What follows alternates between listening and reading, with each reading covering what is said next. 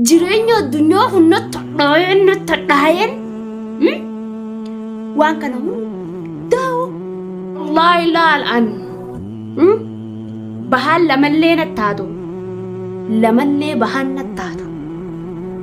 yaa ummaan maarisha. Assalamu alaikum warahmatullahi wabarakatuh. Jira jirtu hordoftoota fi kabajamtoota keenya baga nagaan nuuf jiraattan isiniin jecha jira daarallee borullee maaliif aashatu hamtu naan jiina anammenya kiyya namni odeessu min barbaadu anammenya kiyya namni odeessu ammenya qabaadhee osoo hin taane anammenya qabu asini galee anammenya qabaadhee timti ummaan maarishaan akkuma beeytanii anna viidiyoo takkaan maalin jebeeta viidiyoo san viidiyoo Muhammad akkana jeetin birankii Feeruzaa godhee irratti waraabeen ture ani birankiidhaan jeen birankii jeeni akkasitti birankii jee maxxanseen ture nangaafattuu maxxansita nangaafattuu maalii taata nangaafattuu minxirqishoo taata maaltu tana hunda fide maaltu fide deebii ammaas hordoftootaa fi kabajamtoota keenya wallahi jechuudha ani hanqa nama tokkotti simatti hordoftootaa fi kabajamtoota keenya ani wallahi namni yeroo takka akkanuma jireenya kana namni wanni oromoo haqaa oromummaa kanaan deddeemuundi takka miskiinummaarraan bahin takka jireenya ifiituu ifirraan jijjiirin takka jireenya gammachuutu hin jiraatini ol jettee nama laaltee wayiin nama godhattee deemti. Hanqayoom jireenya isaanii kana jireenya namni jechuudha osuma jireenya isaa kana iffattanee jireenya isaa kana waddan baafatin akkanuma hey dhaabbadhu jiillaal namni namummaan madaalama malee bifaan hin madaalamu namni keessa ka madaalamu malee bifaanii miti sii galee akkasumatti Muhammad dhuftee an asitti hay taanuu garaana gubdee maaliif wanni kun biraanki dheegan jiheen booda inumaa dhuftee asitti na cafeettee maal jette wallahi laalan bahaan lamallee nattaatu lamallee bahaan nattaatu yaa ummaan maarisha hammaaranii lafa siyaakaa yoo siin jee abaarsa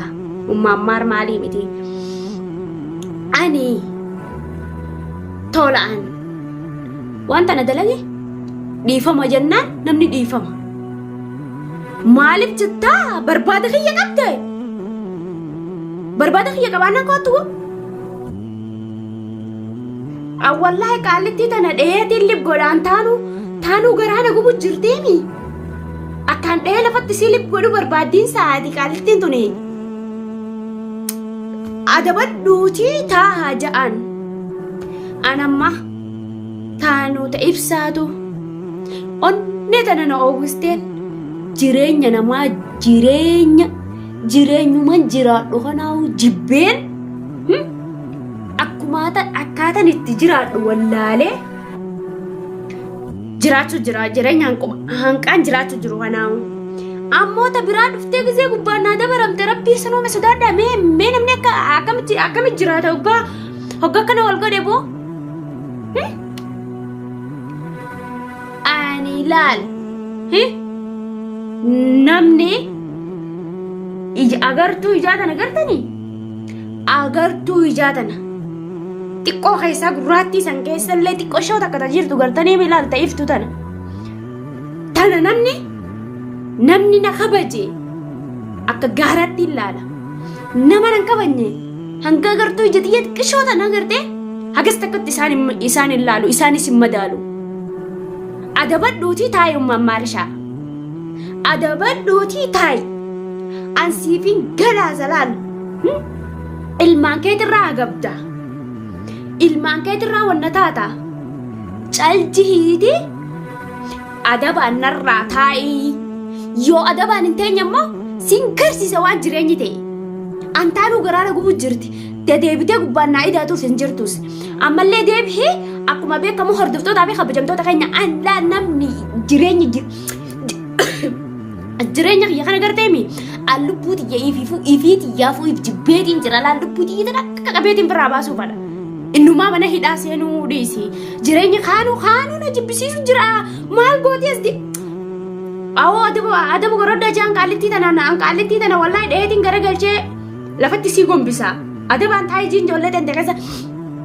feediyoo tana sheer godhaa isii biraan naagaa umman maarisha bakka ati jirtu sii galee milaal bakka ifii jirtu san jireenya kan kee ni feeta jireenya kan kee feenaan adabaan hudduu ta'e gululii ta'a ilmaan kee keessa ijoo hudduu ta'e gulultee hin teenye mootu naasii biyya kan qorichan sii qotu taa'e adabaan naarraa gaxa dhaabbadhu adabaan dhalaan muftiraama qabdi ikhtiraama keetiin taa'e hanqan si kabaju beektaani adabadhuu taa'e feet obboleettii tante duuda kaayyadhuu deemin yoo barbaadde isin duuda si haa kaayyattu an dhimma keessan isintu wal beekaa'u isin warri garaa tokko keessaa bihee wal jibbitanii wajji jiraachuu jirtanii ka isinuu wal jibbitanii jiraachuu jirtan hay an akkamittiin fiidii wanna isinii ta'a ka isinuu jireenya walii jibbitanii karaa jiraachuu jirtan dhimma keessanii boo adabaan ammoo narraa taa'e laal gassi baaseetiin biyyee lafaa tana biyyeen lafaa si xiqqaatti udaan kaadimaa si nyaachisuu ta'a laal si galee udaan namaa si nyaachisuu ta'a taa'e adaba keetiin narraa adabadhuu taa'e adaba keetiin kabajaa qabaadhuu taa'e jaartii namaatiin mukhtiraamaan jiraadhu ani jechuudha jireenya hadhaa'eetiin laal jireenya addunyaa natti hadhaa'een waan kana hundaa'u akka namni keessaa na jibbuufiin kana hundaa'u dalagu jira ni beektaa qubani qabdaa waa'ee kana akka akkas taate beektaa ibsaan na jibbuus laal kanaaf kaa an jibbeensa isaa na jibbee dhiisee kana jaalatu miliyeena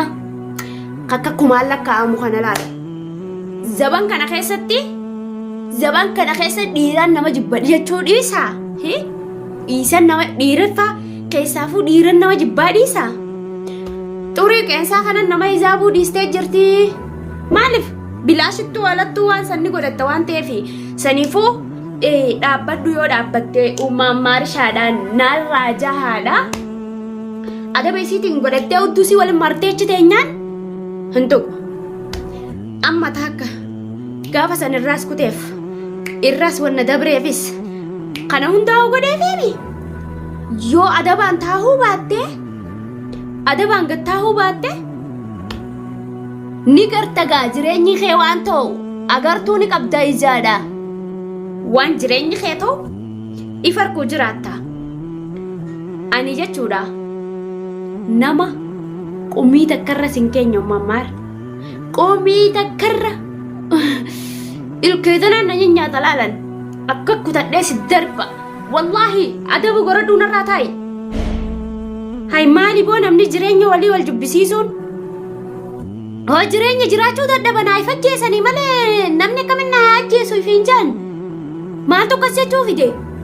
jireenya namaa keessa maaltu na naqe hay waa'ee kiyya isaaba waa'ee kiyyaa keessaa isaa baatu baatee haa jiraattu akkasumatti namoonni wallaahi jechuudha ani hanqa namni laal namaaf gajjahus namaaf hin gajjaa gaafa ichi garaan kiyya kun na murate gartaniimi ummaan tiyya tana dhalke san natti mul'attu hanqaan laalaa san fayyuu jechuu kiyya annamni na laaleessee ajaa'iba na laaleessanii namni laalaa sana obseetiin taa'a ani abbaa kiyya lubbuun tiyyatun bakka itti duutun beektu an sadaqaa nama kadhadheen jiraadhu ifteetiin jiraadha malee yoo sadaqaa kadhachuun illee narraa dhuftee ani sadaqaa Oromoon karadhu nama waan sii kanne sirra deebi'ee si amatu nama waan sii godhe bar tanaan godhaa jee tanaan godheef jehee si dubbatu nama jireenya hanqaati bira jiraattu kun bar dhabdee dhabaan na bira jiraatu jirti siin jiru sanundarra maaliif filadha beeta horruma galee taa'uun filadha abbaa annamni gabbee ani sadaqaa yoo miila cabe malee namaa sadaqaan karadhu miila cabe qofaan sadaqaa nama karadhaa sinigalee ani akkasumatti akkuma beektanii hordoftootaa fi kabajamtoota kiyya ani ibsaan laal waa'een ibsaatu dal kan ana xuyqeen laal kanarra laal asirra ba'uu fi asirra na jirti fiddeetta biraa gubbaan na dabalti hay jireenya kiyyan barbaaddu fi jiraadha jireenya wayii siin na jiraatti cablaal dachii tanarraa inni sii galte intala cablaakitti tana afaan kee wal qabi taayii jaan naafgee hin beeku nam tokkos naas hin beekan namaas hin beeku an maraattuuf beeytu sinigalee saniifu ummamaarsha adaba keetiin hudduutee gulluunatti godhi firraa taa'e yoo firraan teenye immoo ani sin dhiisu if quba qabaadhu anis tanuma atis sanuma wanni ati nagootu takka inuma jiru siifis gadi hin jiru naafis gadi hin jiin jireenya keenya baaqaa callaan adda baati amma ta duraanii irra dabarree deebitee miree ammaas amma ammoo waliif irra dabruun hin jirtu as deebii ilmoo tan teessan deebitee mana kiyya kana dhufte taanaan as dhufte taanaan jireenya kan kee akka itti jiraattu if eegii atu akka lukkuudhaati akka xil kararra jettaa nama kanaa nama sanii wadda nan beeytu duuba dhufee laastit darbeen si biraan kutin jireenya namni waan hin ta'e na beekun jiru waan jaartii ibsan na beeytan malee anta nama taate namni na beekun jiru saniifu jaartii ibsan ni fuudhe malee